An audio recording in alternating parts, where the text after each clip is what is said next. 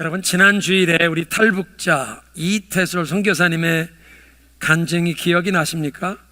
혹시 그 간증하시는 중에 그 이태솔 선교사님이 그 한국에서 본인이 다니던 그 세터민 탈북자들이 주로 모인 교회 그 목사님께서 너 병 들어서 일도 못하고 이렇게 지쳤는데 스위스에 가서 DTS 훈련 받아라. 훈련 과정에 참여하는 중에 외국에서 온 그 함께 훈련 받던 한 친구가 자기에게 다가와서 자기 그때 뭐 아침에 7시부터 저녁 8시까지 그냥 예수님 찬양만 하고 말씀만 듣고 이게 도대체 들어오지가 않아서 핸드폰만 구석에서 보고 방황하고 있는데 그 형제가 다가와서 자기에게 하나님이 당신을 사랑하십니다 라고 얘기하는데 그 얘기를 듣는 순간 자기 속에서 화가 막 분노가 치솟았다는 말 기억나십니까? 하나님이 나를 사랑하신다고요? 지금까지 내 인생을 보면 고통과 아픔의 연속이었는데 탈북한 이후에 3년 만에 어머님 아버님이 돌아가셨는데 누이가 하나 있고 자기가 아들인데 자기가 탈북한 후 2년 뒤에 어머니가 교통사고로 돌아가시고 그 1년 뒤에 아버님이 간암으로 돌아가셨습니다.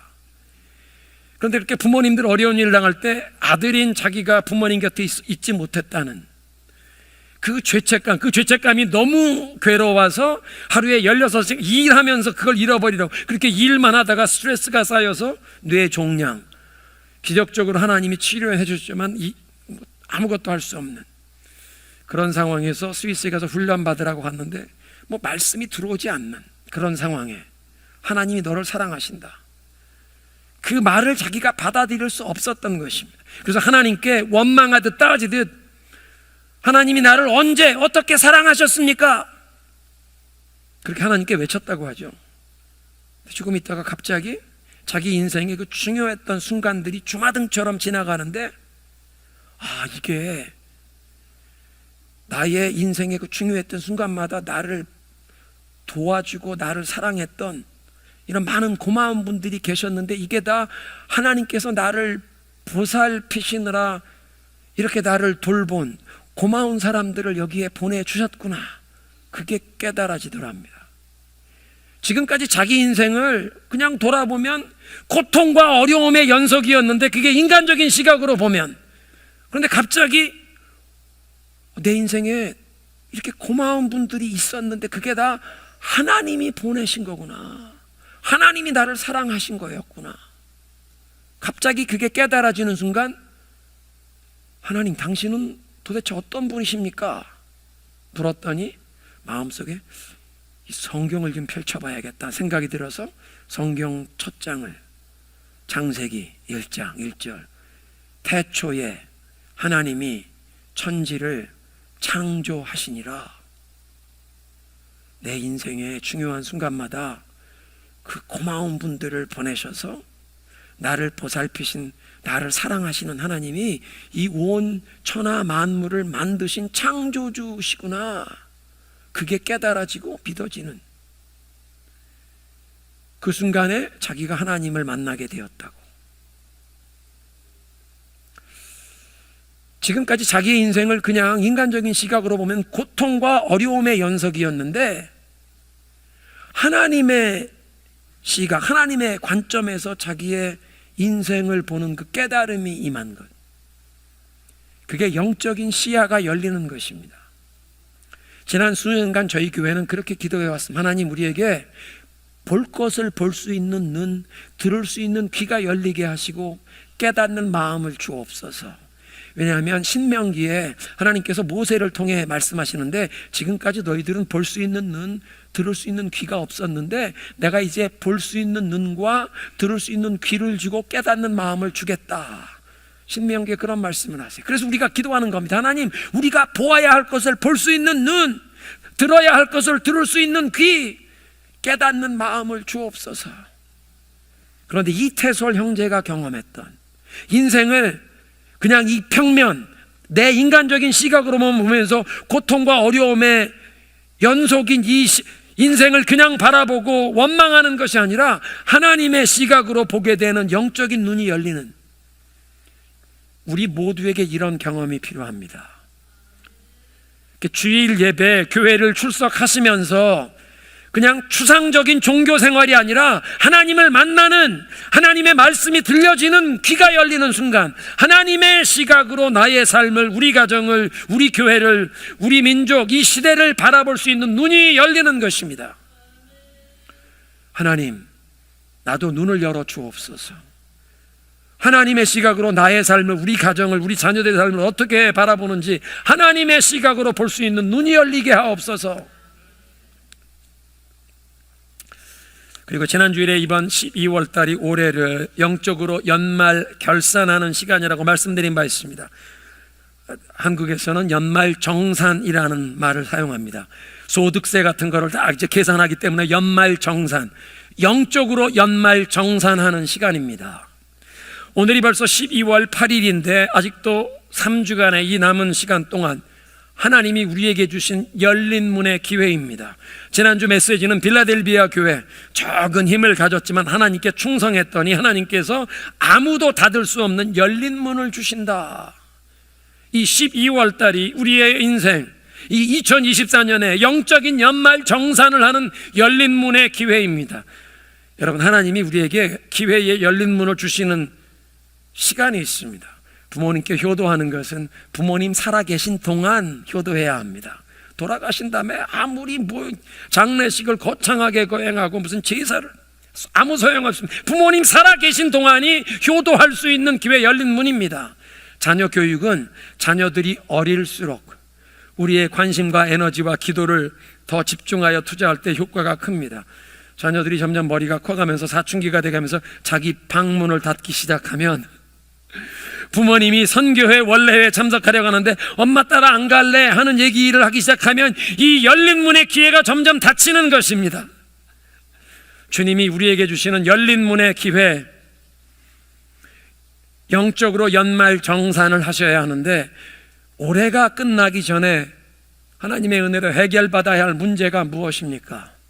올해가 끝나기 전에 여러분 개인과 가정적으로 하나님 앞에 어떤 기도의 응답을 지금 기다리고 계십니까?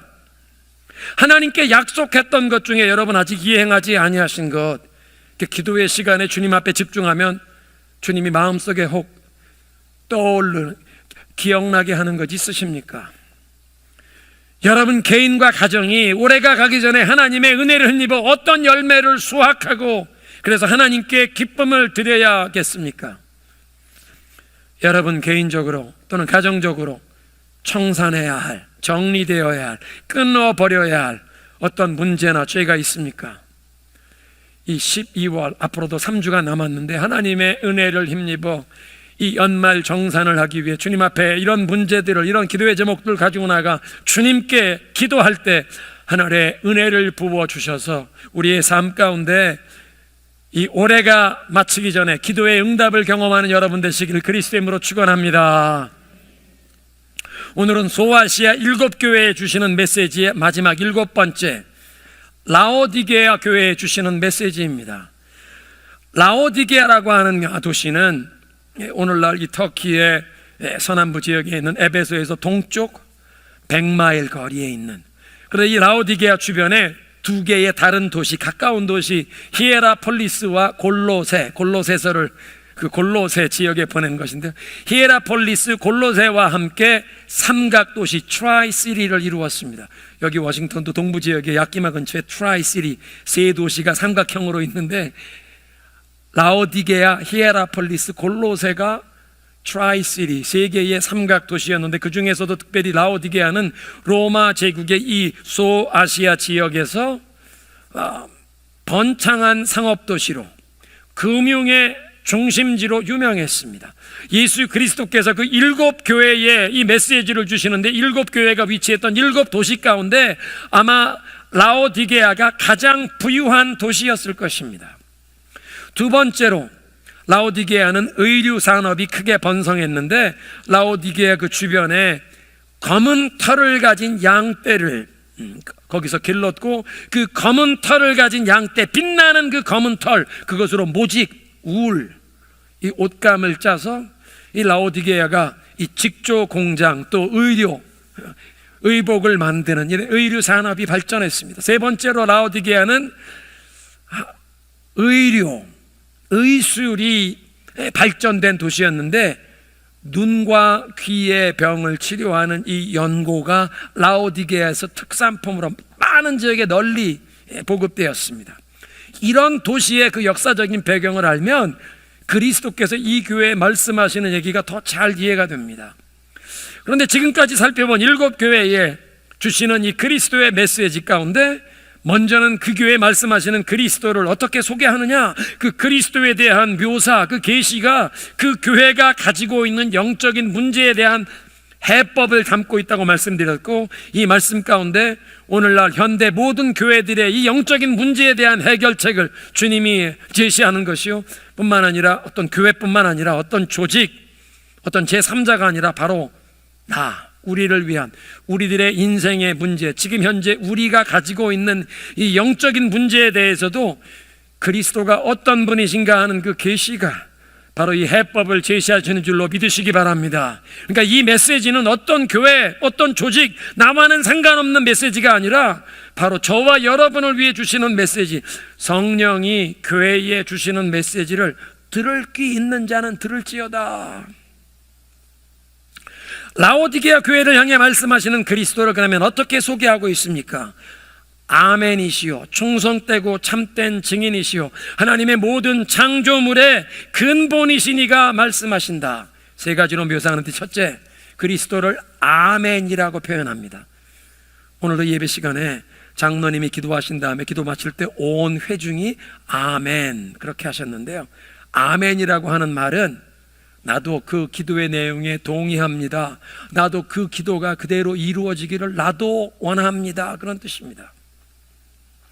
그런데 우리의 기도가 응답을 받고 그대로 이루어지는 것은 하나님의 뜻에 합하게 기도하는 것만 이루어지는 법입니다. 우리의 간절한 소원이, 간구가 하나님의 뜻과 일치되고 조화를 이룰 때 기도의 응답이 주어진다는 뜻인데, 그런데 예수 그리스도께서 아멘이 되신다는 그런 말씀은 예수 그리스도 안에서 우리의 소원이 하나님의 뜻과 통하게 돼요. 하늘과 땅이 연결이 되고 우리의 소원, 우리의 이 기도가 하나님의 뜻에 조화를 이루게 되어 기도의 응답을 얻게 된다, 그런 뜻입니다. 예수 그리스도를 통해. 그래서 고린도후서 1장 20절은 이렇게 말씀하십니다. 하나님의 모든 약속은 그리스도 안에서 예가 됩니다. 그러므로 우리는 그리스도로 말미암아 아멘 하면서 하나님께 영광을 돌리는 것입니다. 하나님께서 믿는 자들을 위해서 성경에 수많은 약속을 주셨는데 그 모든 약속이 예수 그리스도 안에서 우리 모두에게 예스가 되고, 그래서 우리는 아멘 하고 하나님께 영광을 돌린다.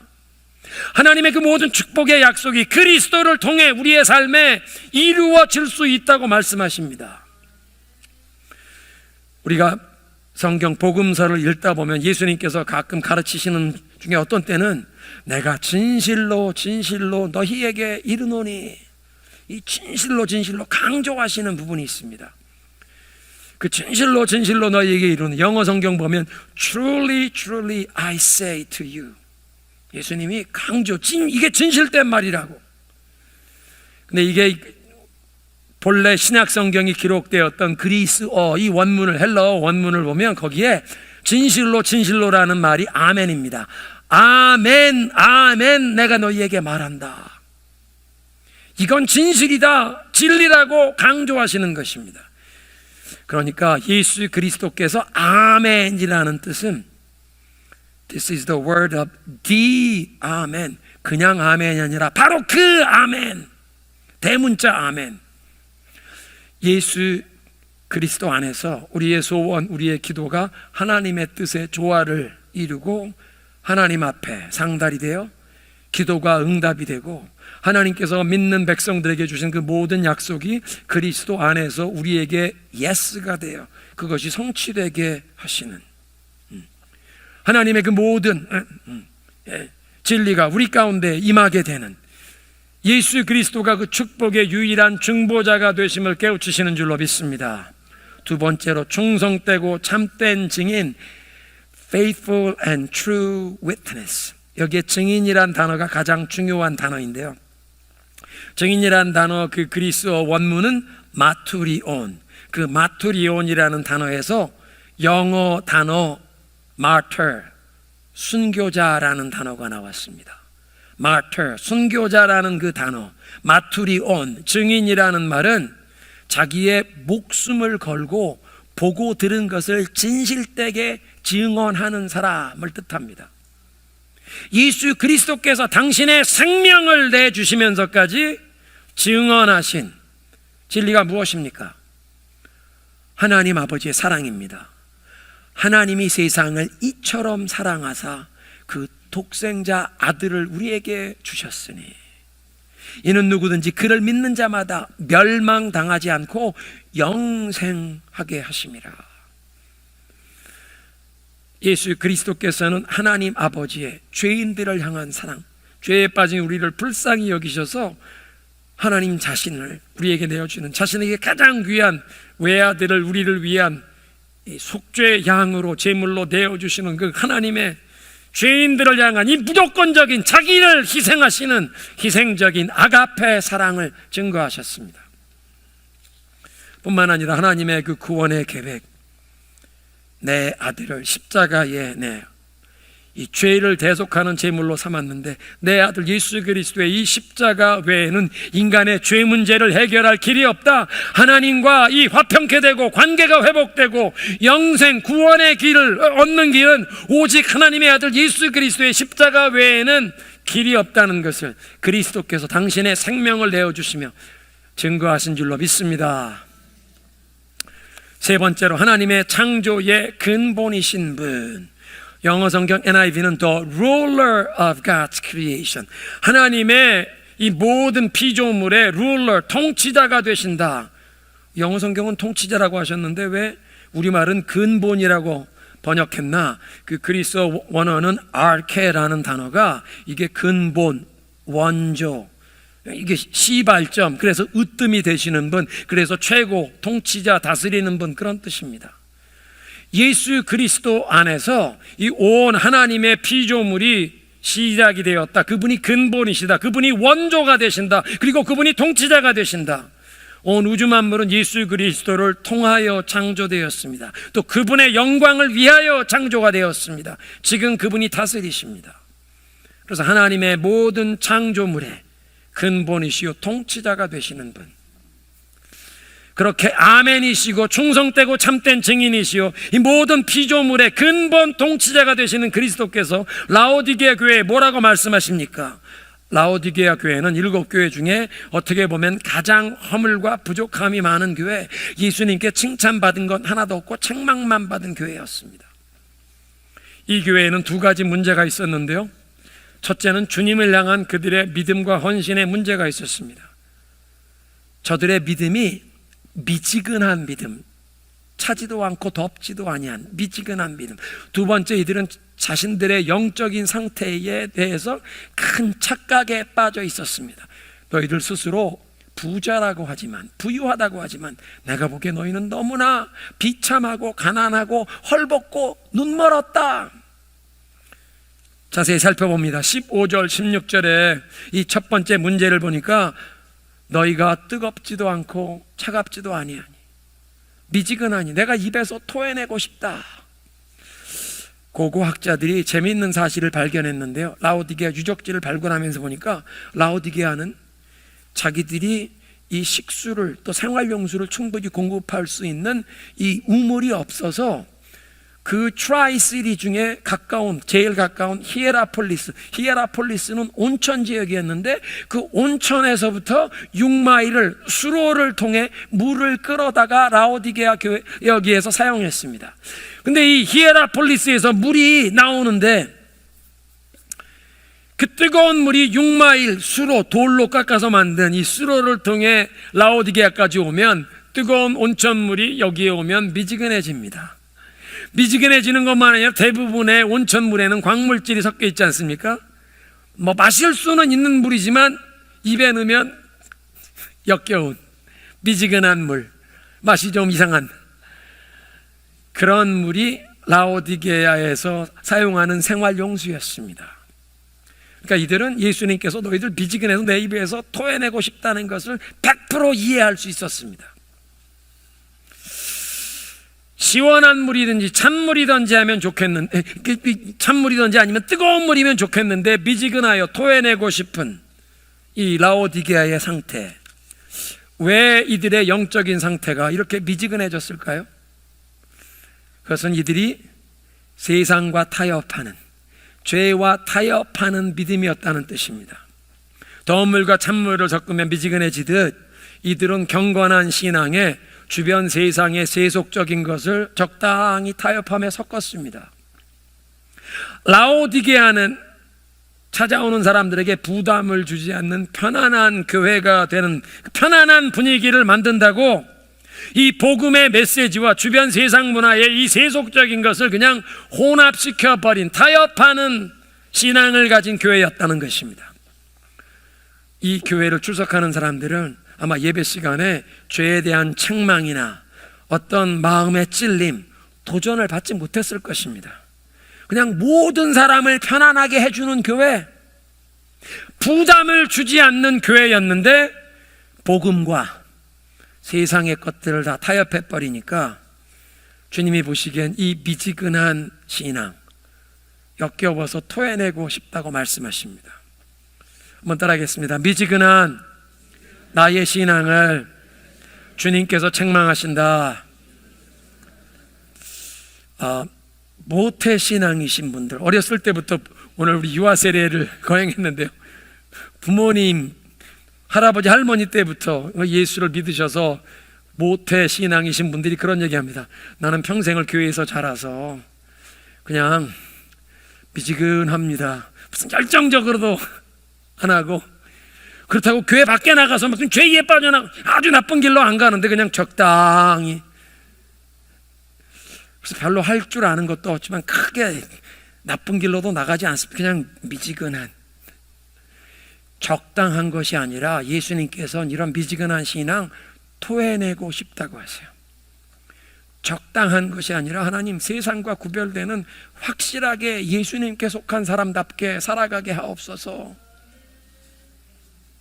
두 번째로 라오디게아 교회의 문제는 자만심에서 비롯된 영적인 나태함이었습니다. 그 문제를 17절에 이렇게 말씀을 하시는데요, 이 미지근한 신앙 때문에 열심을 내지 않는 원인, 17절에 네가 말하기를 나는 부자라 부요하여 부족한 것이 없다 하지만 내 곤고한 것과 가련한 것과 헐벗은 것과 눈먼 것, 이 가난한 것을 네가 알지 못하는도다. 이 교회는 자기 자신에 대해서 큰 착각에 빠져 있는 교회였습니다. 스스로 부자라고 생각하지만 주님이 보시기엔 영적으로 이들은 가난한 교회였습니다. 우리는 이 정도면 풍요롭다라고 생각하지만 또 우리는 이 정도면 참 훌륭한 교회라고, 나 정도면 그래도 좋은 신앙을 가진 거야, 매주 교회도 빠지지 않고 다니는데 뭐 이거보다 무슨 더 열심을 내, 그건 광신자체, 그렇게 너무 깊이 빠져가면 안 되고, 이 정도면 훌륭한 신앙, 적당히 믿는 거라고 생각하는데 주님께서는 영적으로 그렇지 않다. 네가 참 비참한 가난한 가엾은 너의 모습을, 눈먼 벌거벗은 너의 모습을, 부끄러운 모습을 네가 알아보지 못하는구나.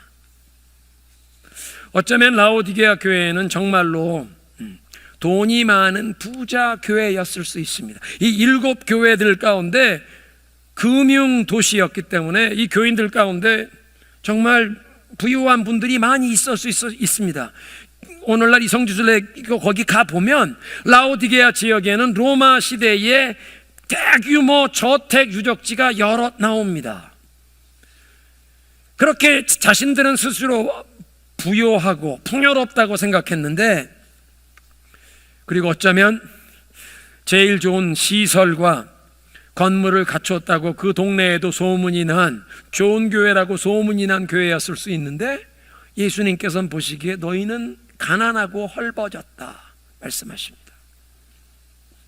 이 정도면 훌륭하다, 부족한 게 없다라고 말씀하시는데 주님께서는 너희는 정말 가련하구나. 아니, 왜 이렇게 라오디게아 교인들이 자신들을 바라보는 모습과 예수님이 바라보시는 이 모습에 차이가 있습니까? 서로 다른 시각, 다른 기준으로 바라보기 때문입니다. 라오디게아 교회 사람들은 자기들을 세상적인 기준으로 바라보았습니다. 자기들이 보기에 편안한 교회, 지역사회의 이름이 널리 알려진 훌륭한 교회, 좋은 교회라고 생각하고 풍요롭다고 생각했는데, 그리스도께서는 교회의 본래의 하나님이 원하시던 모습, 교회가 감당해야 할 사명과 역할을 기준으로 바라보셨습니다. 예수님께서는 교회가 세상의 소금과 빛이 되라고 말씀하십니다. 소금, 그냥 소금이 아니라 짠맛을 낼 수 있는 소금. 소금이 그 짠맛을 잃으면 무슨 소용이 있으리요? 밖에 버리워서 길에서 사람들의 발에 밟힐 뿐이니라. 너희들은 세상에 소금, 짠맛 나는 소금이 되거라. 소금을 뿌려놓으면 음식이 부패하지 않습니다. 예수 그리스도를 마음에 모시고 그 그리스도의 말씀대로 살기 위해 힘쓰는 우리들을 통해 이 세상에 부패해가는 이 죄악된 것들이, 우리 다코마 중앙장로교에 속한 성도 여러분 마음속에 예수 그리스도를 모시고 이렇게 하나님의 은혜로 우리의 삶을 하나님의 시각으로 보는 눈이 열려서 하나님의 말씀대로 살기 위해 힘쓰며 노력하며 성령의 도우심을, 하나님의 도우심을 구하며 사는 여러분들을 통해서 이 타코마와 성미 지역에 이 죄악의 역사가 물러가는 소금과 같은 역할을 해야 할 줄로 믿습니다. 소금이 음식에 들어가면 음식 맛을 내듯이 여러분들이 어디를 가든 여러분 가정과 지역사회의 직장과 일터에서 여러분이 가는 곳마다 예수님이 생각나게 만드는 사람, 예수 그리스도의 향기가 나타나야 할 줄로 믿습니다. 소금이 되라고 하십니다. 그런가 하면 빛이 되라. 어두움을 밝히는 빛이 되라. 너희는 세상의 빛이라. 언덕 위에 세워져 있는 동네가 숨기지 못할지니라. 밤에 언덕 위에 있는 동네 불빛이 보이기 때문에 멀리서도 보입니다. 그리스도인들의 삶이 이렇게 어둠의 빛을 발하는 그런 삶이 되길 원하신다는 것입니다. 점점 더 혼돈에 빠져가는 세상, 진리와 생명의 길을, 이 사회 풍조가 바뀌어도 문화가 바뀌어도 우리는 영원토록 변치 않는 하나님의 그 말씀, 진리의 길, 생명의 길, 축복의 길을 우리가 걸어가면서 하나님의 은혜로 우리의 삶이 이 어두움의 빛을 밝히듯 이 길이 사는 길이다. 이렇게 살아야 가정을, 결혼생활 건강하게 세워가고 자녀들을 건강하게 양육할 수 있다고 어두움의 빛을 발하듯 우리 성도들의 삶과 우리 가정이 이런 빛을 발해야 할 줄로 믿습니다. 죄에 빠진 인간의 이 안타까운 모습, 혼돈과 전쟁과 이 갈등과 충돌, 이 모든 문제가 해결될 수 있는 유일한 길은 인간의 이 영혼, 한 사람의 심령에서부터, 한 가정부터 그 지역사회와 한 나라를, 이 세상을 예수 그리스도의 십자가의 그 복음의 능력이 우리를 치유하시고 구원하신다고, 인류의 유일한 소망 되신 그리스도의 복음의 그 능력이 먼저 우리의 삶과 가정에서 빛처럼 빛나야 할 줄로 믿습니다. 이렇게 짠맛을 내야 하는 소금과 어둠을 밝히는 빛이 되라는 교회의 역할과 사명을 기준으로 본다면 라오디게아 교회는 정말 보잘것없는 너무나 가련한 가난한 교회, 벌거벗어서 부끄러운 교회, 눈이 멀어서 보지 못하는 교회였다는 것입니다. 이렇게 미지근한 신앙 때문에 또 자신들의 영적인 상태에 착각에 빠진 교회를 향하여 그리스도께서 뭐라고 말씀하십니까? 18절, 내가 네게 권하노니 내게로 와서 살아. Buy from me. 세 가지를 사라고 말씀하세요. 불로 연단한 순금, 이 금을 사서 부요해지고 흰 옷을 사서 너희의 이 수치스러운 부끄러운 모습을 가리우게 하고 안약을 사서 눈에 발라 눈이 띄어 보게 하라. 라오디게아 그 도시가 금융의 중심지여서 풍요롭다고 했죠. 근데 너희들 가난하다 영적으로. 나에게 와서 불로 연단한 금보다 더 귀한 믿음을 얻으라. 하나님을 온전히 신뢰하는 믿음, 영원토록 변하지 않는 예수 그리스도의 그 말씀, 하나님의 약속의 말씀을 붙잡고 믿고 의지하며 나아가는 그 정금보다 귀한 믿음을 얻으라. 너희들의 그 부끄러운 모습을 가리울 예수 그리스도의 의를 옷 입으라. 흰옷을 사서 입으라고 하시는데, 이 흰옷은 예수 그리스도의 의로움으로 우리의 부끄러움을 가리라는 것입니다. 예수님께서 이제 재림하시는 날 어린 양의 혼인잔치에 우리 모두 예복을 입고 들어가야 하는데, 우리가 입어야 할 예복은 예수 그리스도의 의로움인 줄로 믿습니다. 세 번째로, 안약을 사서 발라라. 라오디게아에게서 이 안약 연고, 귀약 연고가 유명한데, 너희들 눈 멀었으니 이 안약을 사서 발라 눈이 뜨여 보게 하라. 성령께서 우리를 터치하시면 우리의 시각이 열려서 그동안은 이 평면, 그냥 인간적인 시각으로만, 인간적인 이 세상의 가치관으로만 인생을 바라보고 사람을 바라보고 우리 자녀들의 진로를 바라보던 이것이 이제 하나님의 시각으로 인생을 바라보고 자녀들의 진로를 바라보고 우리 가정을 바라보는, 하나님 눈을 열어 주옵소서. 그냥 여기 평면에만 갇혀서 보는 것이 아니라 위에서 온 역사를 다 바라보시는 하나님의 시각에서 나의 삶을, 인생을 어떻게 살아야 하는지를, 하나님의 시각에서 나의 삶을, 내 영혼을 바라보게 하옵소서. 여러분, 눈이 열려서 우리의 벌거벗은 모습, 이 부끄러운 모습을 깨닫는 만큼 예수 그리스도의 십자가 앞에 달려나가게 됩니다. 하나님, 나를 살려주세요. 나는 죄인입니다. 이 부끄러움을 가리워 주세요. 이 후회스러운 이 죄악에서 나를 건져주세요. 하나님, 나의 삶에 있는 이 문제, 오래 가기 전에 내가 해결하고 싶어도 해결하지 못하는 이 문제에서, 이건 묶임입니다. 결박입니다. 영적인 묶임입니다. 주님, 이 문제를 풀어주세요. 어떤 묶임은 나 혼자의 문제가 아니라 우리 부모님 세대에도 그런 문제가 있었고, 그 윗대 가문 안에 역기능, 죄가 대물림돼 내려온 무거운 멍에가 있습니다. 주님, 올해가 가기 전에 우리 가문 안에 계속 흘러 내려오던 이 상처와 이 저주스러운 죄의 이 묶임, 대물림이 올해가 가기 전에 예수 그리스도의 십자가의 보혈의 능력으로 끊어지고 우리 자녀 세대엔 더 이상 흘러가지 않게 하옵소서. 우리가 경험했던 고통과 이 상처와 역기능을, 이 디스펑션을 더 이상 우리 자녀 세대에 대물림하지 않도록 끊어지게 하옵소서. 주님의 시각으로 눈이 열리는 것입니다. 그래서 19절에 말씀하세요. 열심을 내라, 회개하라. 오늘 설교 제목인데 한번 따라하겠습니다. 열심을 내라, 회개하라. 물은 내가 사랑하는 자를 책망하여 징계하노니, 그러므로 내가 열심을 내라, 회개하라. 왜 열심을 내지 않았습니까? 미지근한 신앙 때문에, 또 영적으로 착각에 빠져서 우리는 이 정도면 괜찮은 신앙이다, 부유하다라고 생각했는데, 주님은 아니다, 너 착각하고 있었다, 너 가난하다, 눈 멀었다, 벌거벗은 부끄러움을 보지 못하는구나, 회개하라, 열심을 내라. 이제 3주 남은 이 연말 정산에 이 열린 문, 우리가 영적으로 깨어나고 주님께 나아가 하나님의 은혜를 힘입어 우리의 이 부끄러움을 가리워 주시고 우리의 이 미지근한 신앙 회개하고 주님 앞에서, 하나님, 우리의 마음이 주님을 향한 첫사랑의 불길이 타오르게 하옵소서. 더 이상 세상과 타협하는 신앙이 아니라 이 생명의 진리의 길 예수 그리스도를 붙잡고 하나님의 그 약속이 나의 삶에, 우리 가정 자녀들의 삶에 이 다 이루어지도록 이 믿음의 길로 나아가게 하옵소서.